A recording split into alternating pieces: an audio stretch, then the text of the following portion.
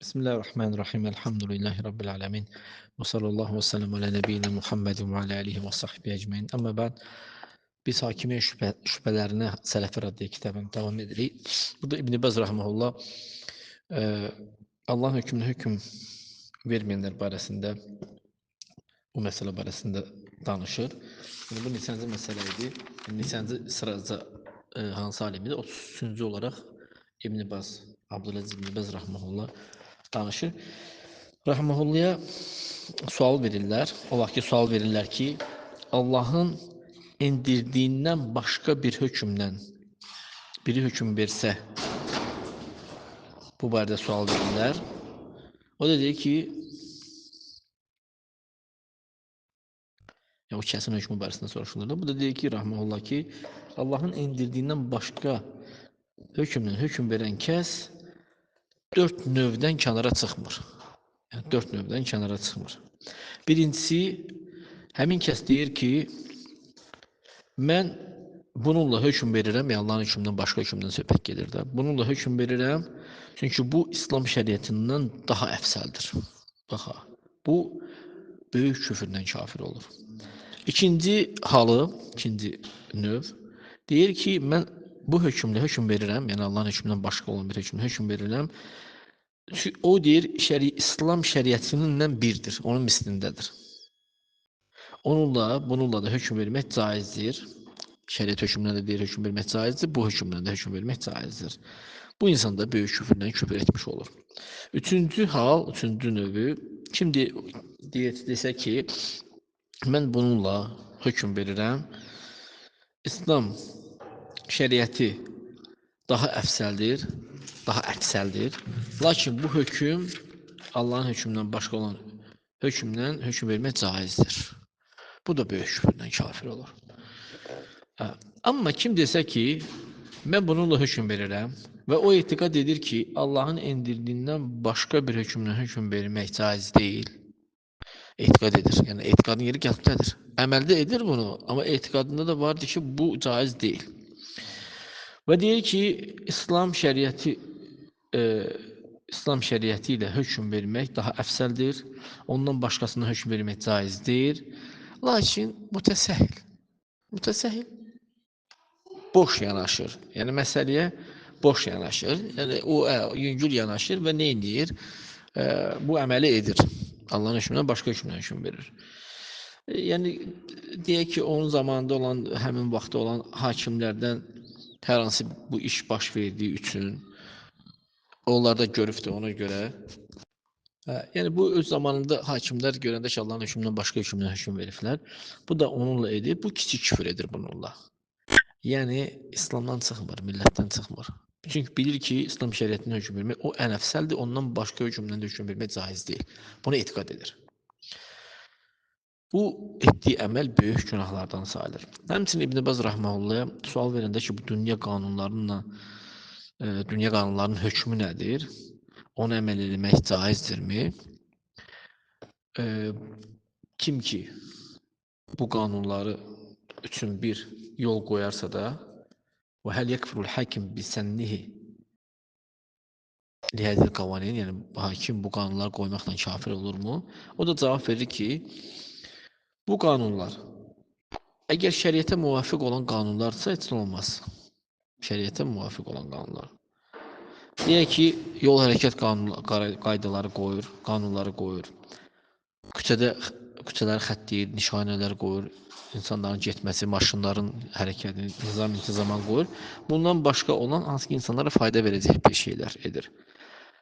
Şəriətə müxalif olmayan bir şeydir. Lakin işlər düzgün, uyğun getsin deyə, yolda, hər öz yolunda gedə bilsin deyə bunu edir. Bu halda heç bir işgal yoxdur. Amma o qanunlar ki, şəriətə müxalifdir, fələ. Əlbəttə ki, yox. Yəni, bununla olmaz. Belə qanunlar qoymaq olmaz. Əgər bir hakim belə bir qanun qoyarsa da, onun mənası odur ki, məsəl üçün, o deyir ki, məsəl üçün, zina edən kəsə hədd yoxdur. Yəni, daşqalaq olunmur. Evlidirsə şallaqlanır, bir il tutqusu var, və yaxud da uzaqlaşdırılması belə deyək. Subaydısa, evlidirsə daşqalaq olunur. Evli deyilsə şallaqlanır. Evlidirsə nə deyir? daşqalaq olur. Və yaxud da ki, oğrunun əlinin kəsilməməsi və yaxud da ki, araq içəndə hədd tətbiq olunmaması. Çünki araq içənin hökmü nədir? Şəriətdə şallaqlanmaqdır yəni. Bu, təbii ki, bunu dəyişərsə də, bu həddi tərk edərsə, bu batil bir şeydir. Bu qanunlar, dünyada qoyulan bu qanunlar hamısı batildir. Şəriətə müxalif olan. Əgər bunu halallaşdırarsa hakim, kafir olar. Yox, halallaşdırmaq, qardaş, böyük günahlarda olur. Küfrü halallaşdırmağa ehtiyac yoxdur. Küfrü halallaşdırmağı murciyalar deyibdir. Fərq. Əgər desək ki, bu halaldır, heç olmaz bununla belirləmək, hökm vermək, bu küfr etmiş olur bununla. Kim Allah Taala'nın haram elədiyi şeyi halallaşdırarsa kafir olar. Həmçinin sual verirlər İbn Bəz Rəhməhullah'a. Həmçinin deyirlər ki, müsəlmanlardan çoxu vardır ki, Allahın şəriətindən başqa hökmdən hökm verib, hökm verməkdə yetəsəhəlunə, yəni ki, yüngül yanaşırlar, yəni rahatlıqla götürürlər. Və bəzisi etiqad edir ki, onların o yüngül yanaşması onların İslamla bağlılığını, İslamdan tutmağına təsiri yoxdur. Fəlsəfədir. Və bəzi başqası da deyir ki, Allahın indirdiyindən başqa olan hökm halaldır. Və bunun üzərində nələr tətbiq olunacaqsa ona fikir vermir. O haqq olan nədir bunda? Sual verilir də İbn Baz'a. İbn Baz Rəhməllah deyir ki, cavab olaraq hədə fihi təfsil. Burada təfsilat var. Və huvə ən yuqal deyilir ki, kim Allahın indirdiyindən başqa bir hökmdən hökm verərsə də və o bilir ki, Allahın indirdiyindən hökm vermək ona vacibdir. Bunu bilir. Bildiyi halda başqa hökmdən hökm verir. O bilir ki, şəriətə müxalifdir. Lakin bu işi mübahlaşdırıbdır.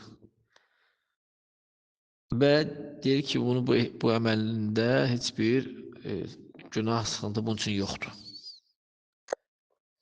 Və Allahın şəriətindən başqa hökmdən hökm vermək caizdir. Bunu insan bildiyi halda bunları edir. Görsən deyir, bilir.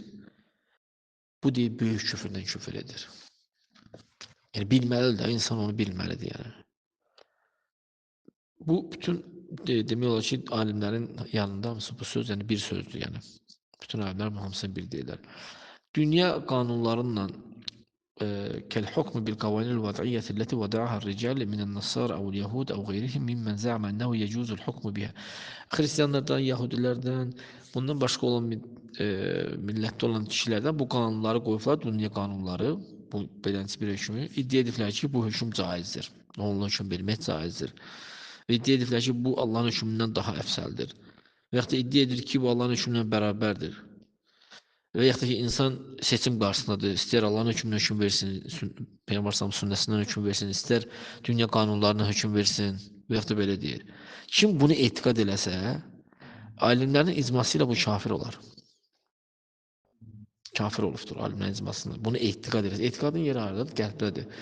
Etiqad, yəni elə küfürlər vardır ki, yəni İnsan onu etməklə kafir olur. Sən o etiqadını soruşmursan orada. Etiqadın nədir burada?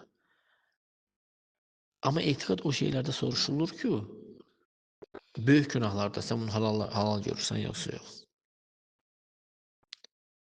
Yaxşı.